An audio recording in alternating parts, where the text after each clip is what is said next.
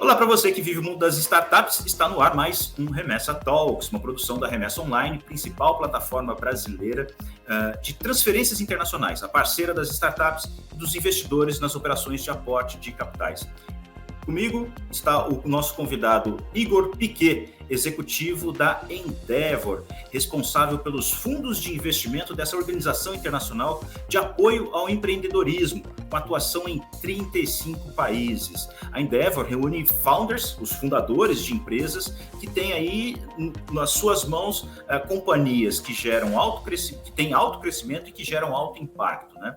No currículo da Endeavor, há 38 unicórnios espalhados pelo mundo, sendo que 6 são aqui do Brasil. Vai ser com ele o papo de hoje. O Remessa Talks está começando. Começa agora o Remessa Talks, a websérie da Remessa Online sobre o mundo dos negócios das startups. Igor, obrigado pela sua presença aqui. Eu já vou começar perguntando para você qual é o volume de interessados em fazer parte dessa lista de empreendedores Endeavor. Eu sei que muita gente bate a porta de vocês todos os anos, né? Tem gente que se interessa na gente, a gente se interessa em muita gente também, mas hoje em dia nosso time deve avaliar e conversar assim, com cerca de 8.000 startups por ano. Dessas aí, umas 200 vão para o nosso programa de aceleração, o Scale Up Endeavor, e desses aí, uns 10 a 15 por ano vão para essa liga internacional que são os empreendedores Endeavor. Agora, por que tanta gente quer estar junto com vocês? É só pelo fundo de investimento que você administra, ou é porque quem está com a Endeavor consegue boas oportunidades de crescimento? Na verdade, o fundo é só a cereja do bolo, assim, é um pedaço muito pequeno da parte principal da Endeavor, que é oferecer uma rede de apoio mesmo, uma rede de suporte dos melhores founders de tecnologia do Brasil e do mundo, né? Porque, assim, empreender é um negócio muito difícil, né? Você está contra todas as estatísticas, contra todo mundo, né? Muitas vezes em países como o Brasil não tem incentivo para o empreendedor, até a parte mais cultural mesmo, né? A família não dá suporte, etc. E mesmo que você já seja um empresário bem-sucedido, cada novo negócio é uma nova aventura, né, cara? E hoje em dia a gente está apoiando mais negócios de tecnologia e inovação, em que aquele negócio é muito único no mundo. Então, qual é o melhor jeito de aprender que não é aprendendo com o erro de outras pessoas, né? Ao invés de você errar e se ferrar e ter que aprender, etc., você pode contar com uma rede, a melhor do mundo, a maior do mundo, com outros founders de desafios semelhantes no Brasil, na Indonésia, na Malásia, nos Estados Unidos, e isso faz com que essas empresas comprovadamente cresçam mais rápido, gerem mais emprego, gerem mais renda para os seus países. E a parte mais legal é quando atingem um sucesso bacana, a gente convence eles a reinvestir na próxima geração. E essa coisa do reinvestimento, do ciclo do empreendedorismo em mercados emergentes é a nossa praia, assim, é o que a gente faz há mais de 20 anos. Qual é o perfil do empresário que faz essa mentoria, que consegue ajudar os novos negócios a se desenvolver? Acho que quem acredita que o empreendedorismo é a principal arma para a gente acelerar a economia de países emergentes como o Brasil. Isso é muito óbvio hoje, né? Assim, é comprovado em diversos estudos científicos e econômicos, mas era uma coisa muito diferente nos anos 90, quando a Endeavor foi fundada, né?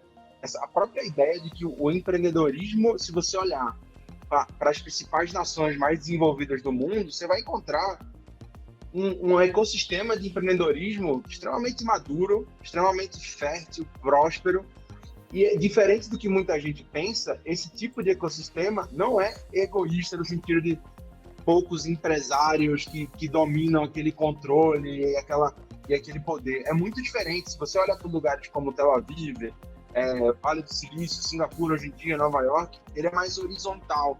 Os empreendedores se ajudam muito, né? Os fundos de investimento estão muito envolvidos, os empreendedores investem na nova geração, dão oportunidade para outros. Então, quem acredita que um país como o Brasil só dá para ir para frente, não dá para esperar o governo, porque a gente precisa de gente inovadora, que quer gerar riqueza, que quer gerar emprego para o país. Então, quem acredita nisso geralmente topa doar um pouquinho do seu tempo, não é doar dinheiro, não tem nada a ver com filantropia, tem a ver com parar um pouquinho do seu tempo e ajudar alguém que está aprendendo, que está vindo ali.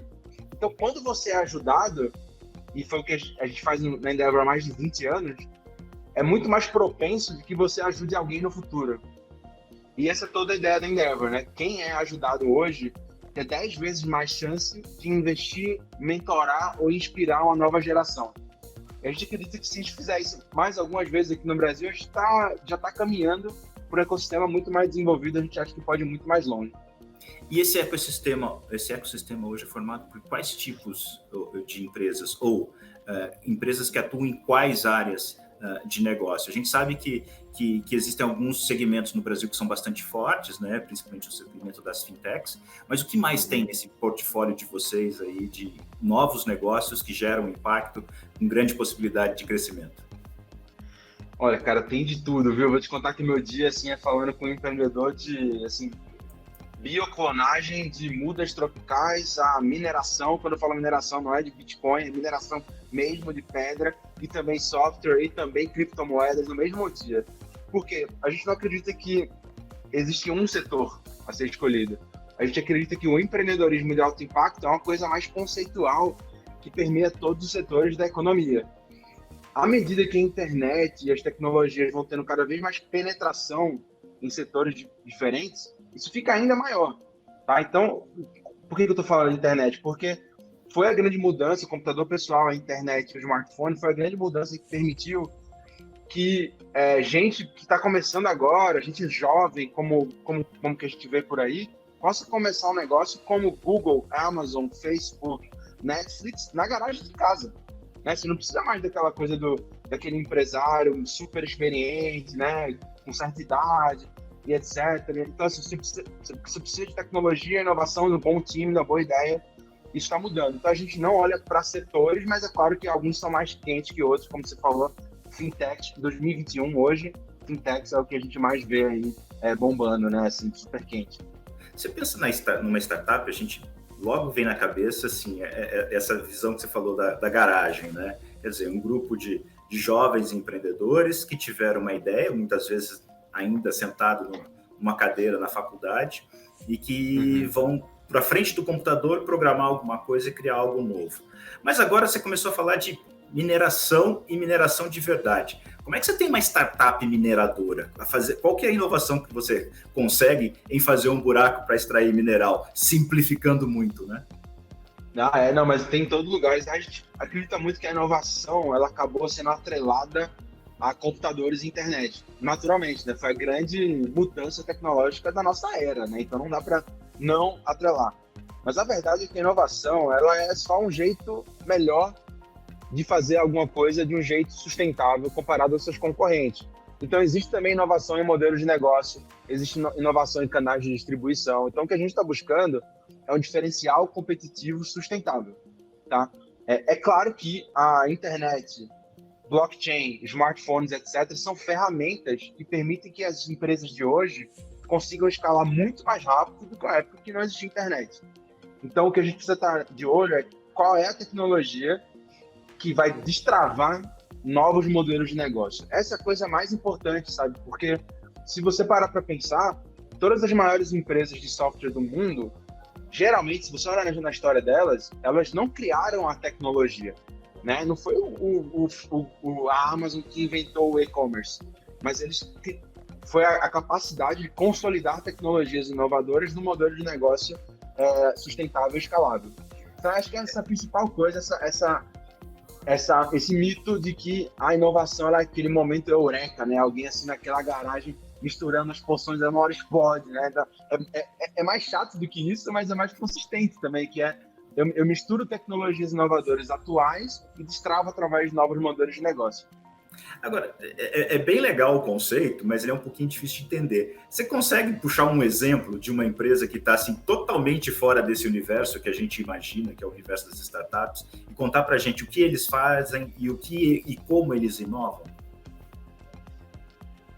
Olha, assim, eu não vou dizer que está fora das startups, porque eu considero que é uma startup mesmo que não seja aquela visão dos 3 moleques programando na garagem, né? Mas o que você está vendo hoje é a digitalização de vários setores. Então, por exemplo, na indústria de agricultura, por exemplo, a gente tem a Soliftech e a Sempre Semente criando tecnologias inovadoras para o campo, né? Que é algo que você, peraí, mas isso não é aquela internet que eu conheço, aquela história do Google. Não, é porque a gente já faz 30 anos a história do Google, né? Agora a gente está na fase em que a gente está digitalizando outros setores, como o campo. A gente está digitalizando setores como o varejo, né? Então, se você olhar para empresas como LiveUp, Amaro, por exemplo, Salve, elas são empresas que, se você olhar de fora, né, você olha, é uma empresa de varejo, ela vende comida, ela vende roupa, mas se você olha internamente até a sua fundação, ela é uma empresa totalmente digital, mesmo que possua lojas físicas. A loja física, ela se tornou um canal, né, de distribuição, um canal de marca, mas a concepção do negócio é 100% digital. A forma como eu adquiro clientes, a forma como eu crio novos produtos, né? No Amaro, por exemplo, é um negócio de moda que tem lá diversos designers que são data scientists, na verdade, tentando entender qual é a próxima tendência, né? A Livap é de alimentos e tem uma experiência de compra que é inigualável e isso não tem uma loja para você comprar, mas você compra na internet. Então, assim, tá aí exemplos que quem está de fora não parece nada novo, mas tem muita inovação ali, não é à toa que estão crescendo tanto, tendo tanto sucesso. Você falou dessa mudança, né, da forma de fazer para uma forma mais eficiente e carregada de tecnologia. Aí eu penso naquelas alguma coisa 4.0. Indústria 4.0, educação 4.0, agricultura 4.0. É disso que a gente está falando. Quer dizer, como eu pego um negócio que ele já existe há muito tempo, mas eu torno ele mais eficiente com uma injeção direta de tecnologia. É por aí. É bem por aí. A diferença só é que a gente acha que tem um 4.0 e esse é o próximo e geralmente, aí a gente precisa, como analista de negócio aqui também, tirar um pouco da gordura do que é aquela coisa do hype, né? O que é espuma e o que é verdade nessa história, né? E a impressão que fica, quando vem um negócio novo, a gente tende nós humanos, né? Não eu, você, mas os humanos, e o mercado também, e a mídia, fala assim, esse é o novo coisa, o antigo acabou, né? Aquilo de antes, nada mais é aquilo, agora é um novo jeito, né?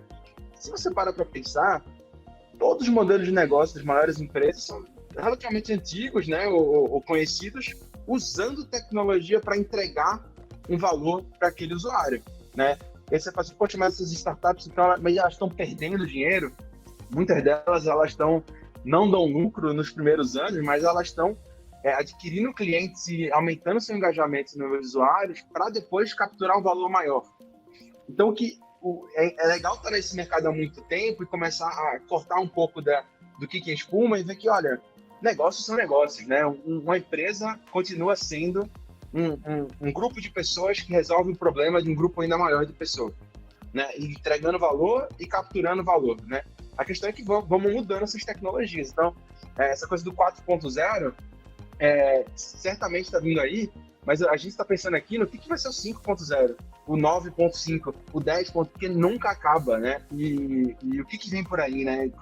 Então, acho que o que a internet fez para várias indústrias, a gente está vendo o blockchain, por exemplo, começando, né? O que me lembra muito aquela época dos anos 90 da garagem ao blockchain hoje, para fazer uma nova revolução ainda maior. Então, a gente tem que estar de olho nisso sem perder o contato com as coisas mais básicas de um negócio.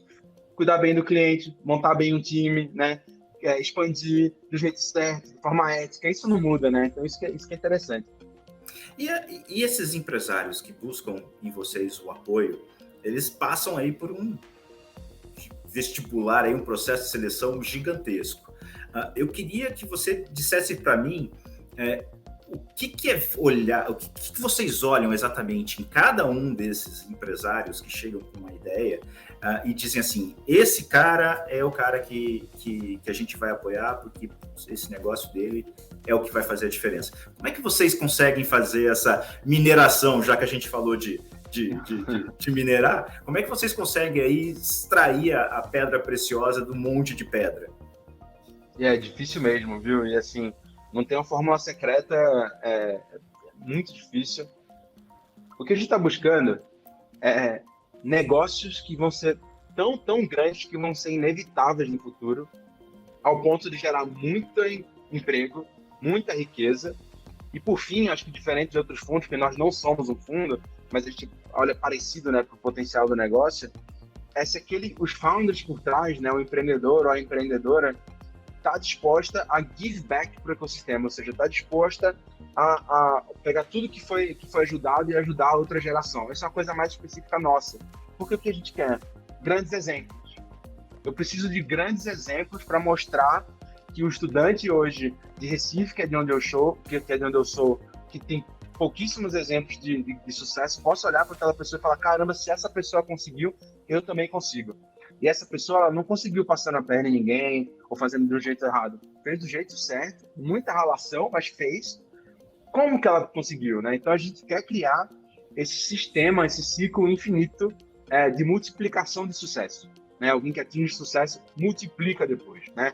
Quantas histórias você já não ouviu de alguém que vendeu a empresa e aí se aposentou e foi morar numa ilha e viveu a vida feliz, mas nunca mais se envolveu?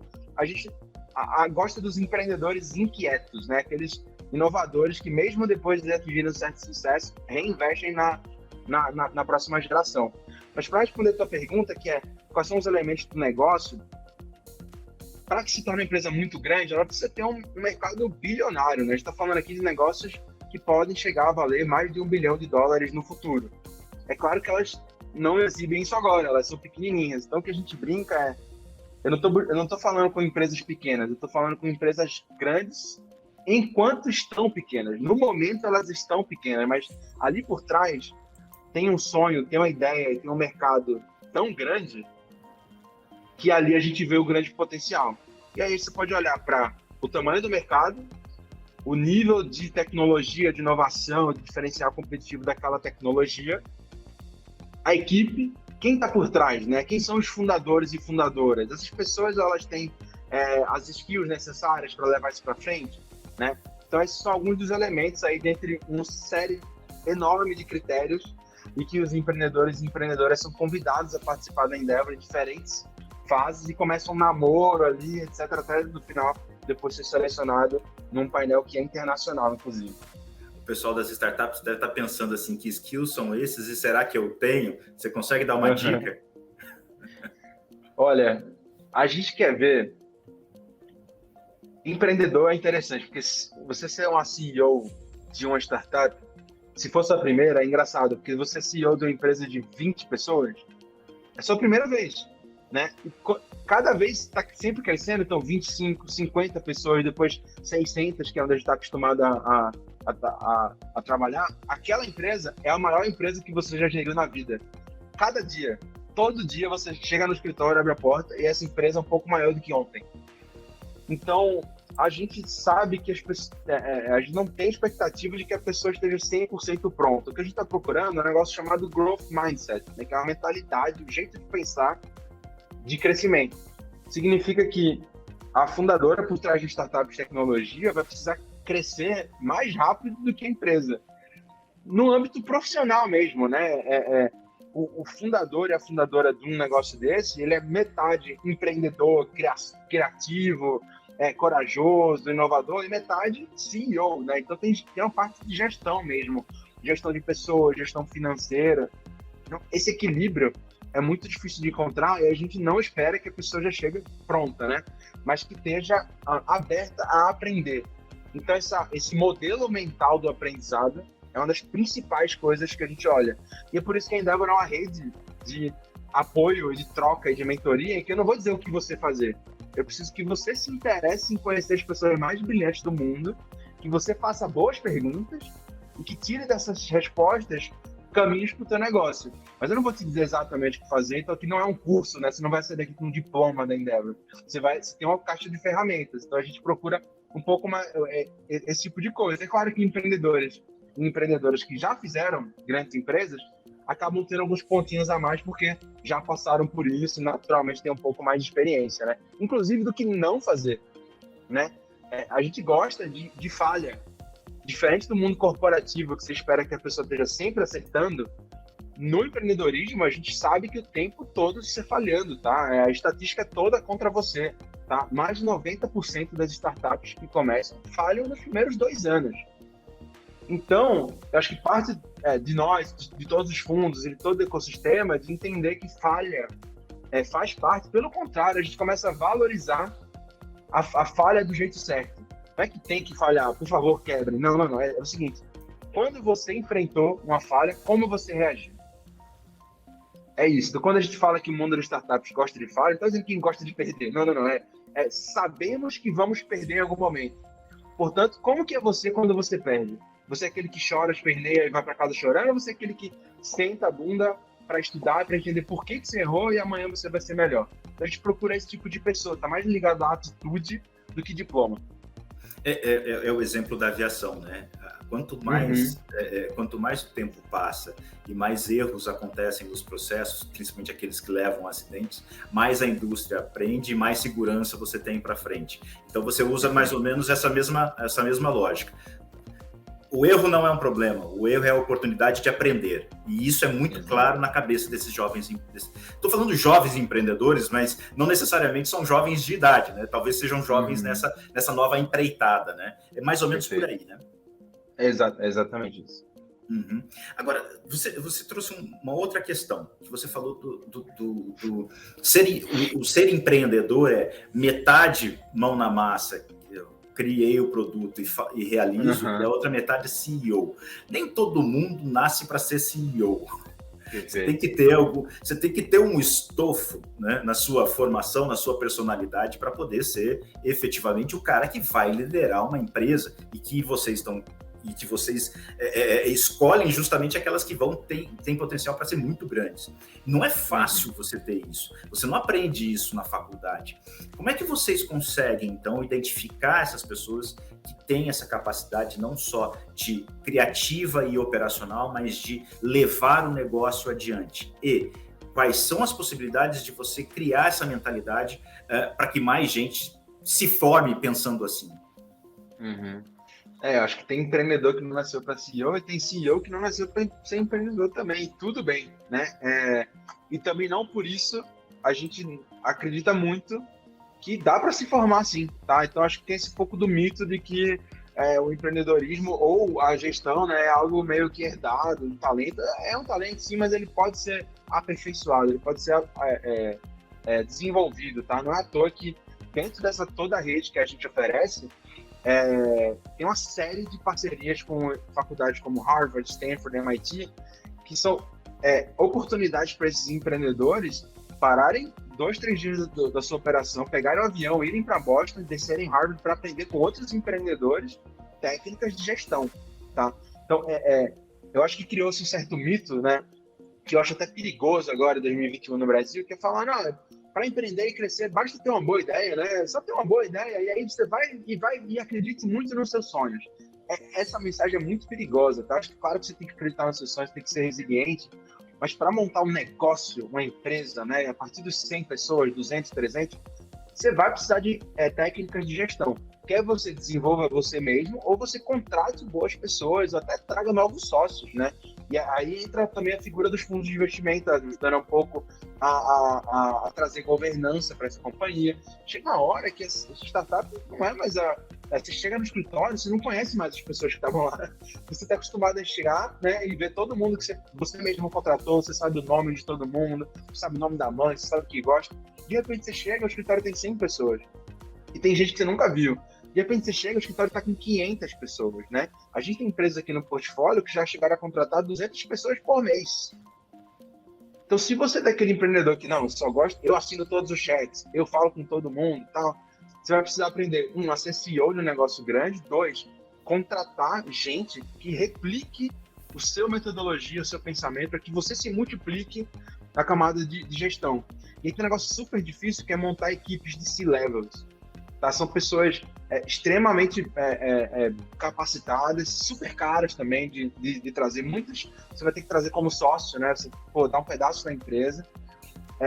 Não tem um unicórnio desses que você mencionou, que a gente investiu, mentorou, que não é formado por uma equipe de co-founders e C-levels de alto nível. Por mais que às vezes você vê na revista tem uma pessoa por trás, às vezes é o rosto que escolhemos mostrar ali. mas por trás tem muito trabalho em equipe mesmo, e a gente tem que cortar um pouco dessa espuma também, não é dar as mãos e abraçar as árvores e tal, não, assim, uma equipe altamente funcional, de alta performance, usando metodologia de gestão, e essa é a parte mais chata para o empreendedor. Aquele empreendedor mais inventor, né, é um saco, né, falar de gestão, olhar um balanço financeiro, etc. Mas é fato que o CEO de uma empresa desse tamanho precisa ter. Então, em certo momento, essa empreendedor vai ter que decidir se ela quer se desenvolver, se tornar um CEO da empresa desse tamanho, ou está na hora, inclusive, é super tranquilo, contratar um CEO bem preparado. Eu, como empreendedor, vou ocupar um outro espaço que eu até me divirto mais, eu entrego mais valor para a companhia, ou eu vou me tornar um conselheiro, né? Ou eu vou me tornar um investidor. Então, essas opções existem também. Bom, então agora a gente já falou bastante sobre o capital humano das empresas, então agora vamos falar do capital que movimenta elas, faz elas girar, vamos falar do investimento, vamos falar do dinheiro. A gente vai agora para a próxima rodada. Chegou a hora da próxima rodada. Bom, pensando nesse aspecto de grana, como é que os empreendedores conseguem chegar até aquele fundo que você administra? Eu tenho certeza que tem muita gente olhando para essa entrevista agora e falando assim, como é que eu conquisto o Igor para ele assinar um cheque para mim? Como é que faz, Igor? No nosso caso, o nosso fundo investe de forma muito passiva nas empresas da Endeavor. Então, eu vou falar um pouco mais de fundos em geral, porque acho que o empreendedor tem que estar ligado e nunca olhar um fundo só. Né? Tem uma oportunidade muito grande aqui no ecossistema, então acho que tem que preparar para uma captação profissional. Né? Esse geralmente é aquele primeiro cheque institucional ali, chamam de seed round ou Series A. Então, acho que isso vem antes de tudo. A própria Endeavor tem um guia de acesso a capital para empreendedores, está disponível no site gratuito. E tem um guia de Venture Capital para empreendedores. Por quê? Porque geralmente esse assunto é tão espinhoso, meio chato, tal, não é desenhado, escrito para empreendedores. Esse guia é feito para você, empreendedor, entender os caminhos, entender os trade-offs também, porque eu não acho que captar é a melhor coisa necessariamente para qualquer empresa, né? Então tem por que eu devo captar e que modelos eu devia fazer. Então, às vezes eu vejo uma empreendedora ou um empreendedor ali gastando um baita tempo tentando captar uma rodada e o negócio não é feito para venture capital. Talvez ele fosse melhor indo por outros caminhos. Então, já fica aqui um pouco de serviço público, assim, no site da Endeavor tem vários guias muito bacanas para entender, mas acho que a primeira dica é, será que eu preciso mesmo, né? Porque a gente vê nas revistas tantas notícias, né? Tal startup levantou tantos milhões, e dá aquela coceira no empreendedor e fala, pô, eu também quero. E a primeira coisa é saber que esse dinheiro não vai para o seu bolso, acho que esse é o número 1, assim, parece que é um prêmio, né? Mas não é. Não, e tem uma questão, né? Alguns setores captam muito mais dinheiro do que outros setores, né? Então também tem isso, tem que saber em qual setor você está para saber a disponibilidade desses cheques virem passar na tua frente, né? E tem tipos de dinheiro também. Pensa em tipos de capital como se fossem tipos de combustível, tá? Você tem gasolina, álcool, mas tem também diesel, você tem aquela gasolina diesel de aeronave, né? Então imagina você pegar um diesel de aeronaves e colocar num fusquinha, né? Assim, não vai dar certo. Também se você pegar um combustível comum que funciona muito bem no meu carro, talvez não funcione no foguete da SpaceX. Os tipos de capitais, eles têm esse perfil, é um tipo de combustível. Qual é o melhor? Pô, não dá para comparar melhor só olhando eles, eu preciso olhar o contexto. E aí entra esse seu ponto, né? Tem modelos de negócio que talvez ficariam melhores se captassem dinheiro através de débito, né, de crédito ao invés de equity. Então, acho que essa é uma coisa legal da gente falar rapidinho. Então, assim, quando você vê uma startup uma rodada de investimento, um fundo, né, de venture capital, que é o mais comum, o que você tem ali é um investidor que acredita muito naquela ideia, naquela equipe, está disposto a pagar um valor por um pedaço da companhia. Esse pedaço da companhia varia muito, então, né, é necessário um estudo do pai do empreendedor para ver se vale a pena, né, eu ceder, eu dedicar, ou doar esse pedaço da empresa em troca daquele valor. Nem sempre é a melhor equação, né? O crédito, por exemplo, em bancos, em organizações de fomento, é um dinheiro que vem, mas você paga por ele, você paga uns juros. Então também tem esse risco. Qual é o melhor? Pô, é igual ao combustível, né? Acho que depende do modelo. Eu vou falar um pouquinho do Venture Capital, que é o capital de risco, que eu acho que é o assunto aqui do nosso papo, tem mais a ver com as startups inovadoras. Investidores de risco como nós, mas como os principais fundos do mundo, eles são uma espécie de ativo, né, de asset management, inclusive considerado alternativo. Então, quem tem uma startup hoje que recebeu investimento, assim, se você comparar com todos os tipos de investimento no mundo, o investimento de venture capital é super arriscado, super alternativo, pouca gente investe no mundo. Por quê? A gente está investindo em um negócio que não tem lucro, que não sabemos se vai dar certo ou não, e tudo bem, mas entra na equação ali de risco, né? Então, para o investidor de risco, só vale a pena investir numa startup se ela tiver a chance ou o potencial de se tornar um negócio muito, muito grande, né? De entrar no que a gente chama de hypergrowth, né? Hipercrescimento.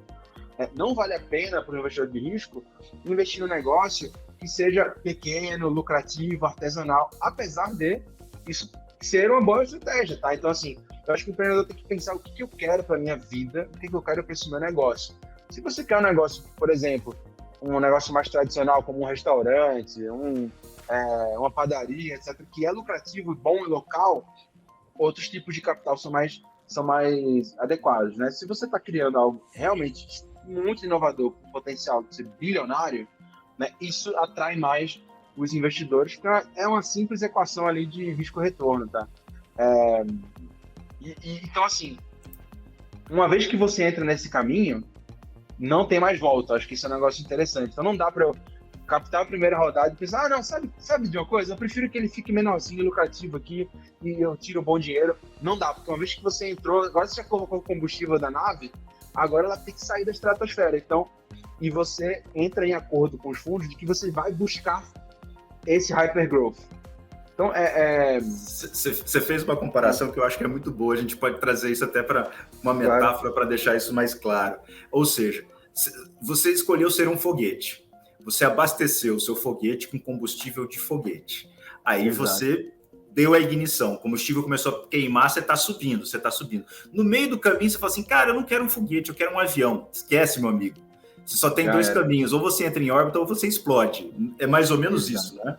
Uhum. É bem isso. E quem investiu em você, né? Quem te ajudou a colocar esse gasolina, esse combustível, tá esperando que você chegue lá em Marte. Foi isso que você falou, né? Foi esse o combinado que nós tivemos. Então, se você no meio do caminho fala, tô pensando em falar, pô, o combinado foi ir pra Marte. Vamos lá, entendeu? Vamos tentar. Então, mas faz parte, tá? Eu acho que é uma equação super, cada vez mais comum aqui no mercado. Você fala, poxa, eu vou com tudo. Eu vou ser a maior fintech do Brasil, eu vou com tudo, e aí, só que isso traz mais risco. Então, é o tipo de negócio que assim, ou você quebra a cara no muro, ou você é o primeiro lugar lá no pódio, assim. E, assim, questionável, você pode gostar, você pode não gostar, mas é uma estratégia usada aí pelas empresas de tecnologia. É esse o mercado e é por isso que ele funciona, porque você não ia conseguir de outra forma, né? Se você ia ter que bater na porta de um banco, o banco ia dizer para você, eu quero garantir, te cobro juros e mês que vem você começa a me pagar as prestações. E não é isso que vai fazer você levantar o teu negócio. Exato. Tem negócios que você não tem essa opção, a não ser crescer muito rápido. Não são todos, mas são alguns, tá? Eu acho que começou falando de fintech, eu acho que é um dos setores. Então, o empreendedor precisa se adaptar ao que acontece no mercado, né? E essa atitude empreendedora é muito mais de olhar o que está acontecendo e falar como eu vou passar por isso, ao invés de ficar esperneando, chorando, ai meu Deus, o dólar, meu Deus, o presidente, o que está acontecendo? É o que é. O que eu faço com isso? Né? E uma das coisas o capital de risco está cada vez mais presente, né? Todas as fintechs recebem grandes rodadas de investimento. Se você for o único que não recebe, entra uma questão aqui de teoria dos jogos e que se você for o único que vai mais devagar, você tem menos chance mesmo. Então, todos os outros estão indo mais rápido. Então, dependendo do setor e dependendo da fatia do setor que eu estou buscando, às vezes eu não tenho opção a não ser crescer. E aí, se eu for decidir crescer, eu vou crescer da melhor jeito possível. E aí, o crescimento se torna um diferencial competitivo em si só. Isso é a coisa mais nova dessa década, assim, que a gente inventou e a gente, eu digo, o nosso ecossistema inteiro no mundo de startup e tecnologia. Da onde vem o dinheiro? Da onde sai, onde está a grana, efetivamente, para esses fundos de investimento aportarem aqui no Brasil? Esse dinheiro está fora, né? Por que geralmente é um fundo, não é geralmente uma pessoa que investe? Porque é tão arriscado, cada empresa individualmente, que faz mais sentido investidores se juntem em uma espécie de uma vaquinha gigante. Pensa assim, o jeito mais didático possível, um fundo é uma vaquinha. Só que por trás tem milhões e milhões de dólares das famílias mais ricas do mundo, grandes bancos, etc., que querem ter exposição a startups, mas eu não quero investir em uma só, porque eu não sei se ela vai dar certo. Então o melhor jeito é juntar esse dinheiro num fundo diversificado, exatamente. Então, ao invés de eu investir em uma startup e você investir em outra, e aí eu posso quebrar ou dar muito certo em você também, é melhor nós dois nos juntarmos e os dois terem 50% de duas startups. Né? Então, é um formato de diluição de risco mesmo. Então, por isso são fundos. Começa daí, tá? Quando você vê alguém falando assim, olha, eu mesmo aqui, ou qualquer um CEO de fundo, você fala, olha, ele vai investir em mim ou não, não é a pessoa que está investindo, né? Geralmente é a gestora do fundo. Então, isso é um negócio interessante. O fundo é a soma do dinheiro que os investidores por trás estão investindo. A gestora é uma equipe profissional que foi ali contratada para fazer a gestão desse montante de capital. Tá? Então, quando você fala assim, aquela pessoa é investidora, não, muitas vezes é uma gestora, não é um fundo, e a gestora gere o fundo, né? E, como você falou super bem, né, esse fundo quem está por trás dele, né? Quem é que realmente está investindo? São investidores mesmo do mercado, muitos são famílias, né, high net worth individuals, e outros empreendedores, né, fundos globais. No Brasil, praticamente você não tinha fundos de investimento brasileiros, né? Poucos estavam desbravando esse mercado há pouco tempo atrás. Ainda hoje, os maiores fundos são de fora, né? Então vem um dinheiro de fora, de investidores que falam, poxa, se o Ebanks conseguiu fazer uma fintech lá de Curitiba se tornar um unicórnio, ou Acreditas, ou o iFood ficou desse tamanho, ou qualquer uma dessas empresas, eu quero investir no próximo também, quem pode fazer isso no Brasil e na América Latina. Então, é isso, os fundos nada mais são do que veículos que juntam dinheiro de várias pessoas interessadas, geridos por uma equipe profissional que vai decidir, por exemplo, em quanto eu vou investir, em quantas empresas, qual cheque eu vou fazer, né? Quem avalia o potencial nossa é essa equipe que é a gestora do fundo. Igor, esse papo voou mais rápido que esse foguete que a gente falou aqui várias vezes, e a gente está com os minutinhos finais. E para encerrar, eu queria que você me desse a sua visão sobre o atual momento dos investimentos em startups brasileiras. Estamos indo bem, essa onda veio, é só uma onda, vai bater e vai recuar. Me dá um cenário aí que vocês estão olhando para esse fluxo de capital que está bastante forte vindo para o Brasil, entrando em novos negócios. Essa onda nunca teve tão alta, mas parece que é um tsunami, viu? Que só vai crescer ainda mais. Pra você ter ideia, 2021 agora, nesse primeiro semestre, né, já foram investidos mais de 5 bilhões de dólares em startups no Brasil. O mesmo período do ano passado foi 1,3 bilhões de dólares. E aí, em 2018 foi 400 milhões. Você faz a conta, você vê que tem mais de 10 vezes mais investimento, apostas em inovação e tecnologia no Brasil.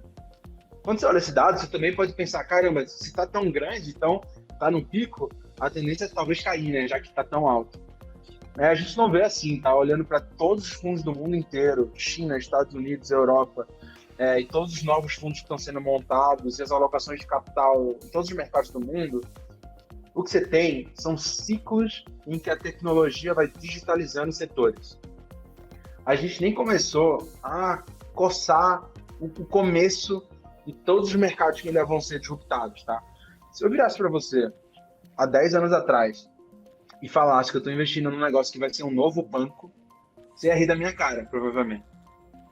Mas todas essas fintechs, como a própria Remessa, mas várias outras super legais, estão desafiando grandes gigantes usando tecnologia.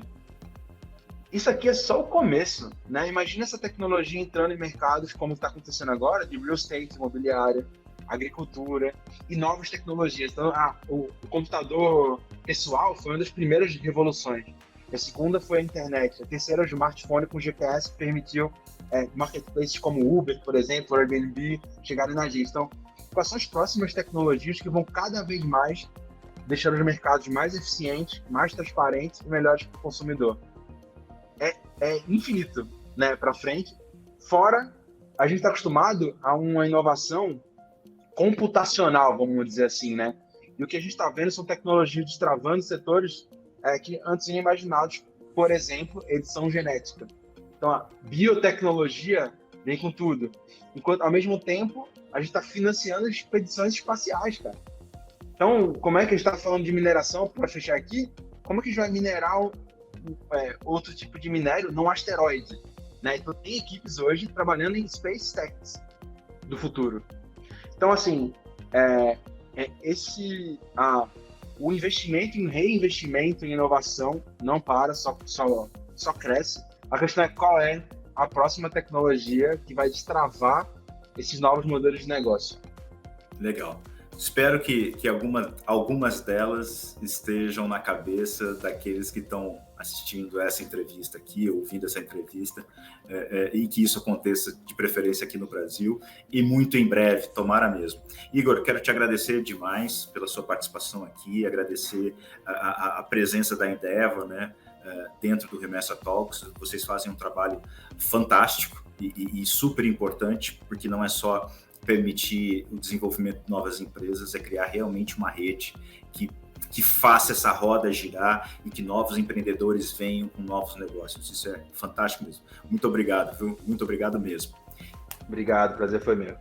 Legal. E agora quero agradecer você que nos acompanhou até aqui, em mais um episódio do Remessa Talks, né? A gente fica, por hoje, a gente fica por aqui, mas não deixe de curtir os nossos canais, se inscrever também, compartilhar, muito importante aí que essas informações tão ricas como a que o Igor trouxe hoje cheguem a mais pessoas. Essa é uma produção da Remessa Online, principal plataforma digital brasileira de transferências internacionais, parceira das startups e dos investidores. Esse foi o Remessa Talks, websérie da Remessa Online. A gente se encontra na próxima rodada.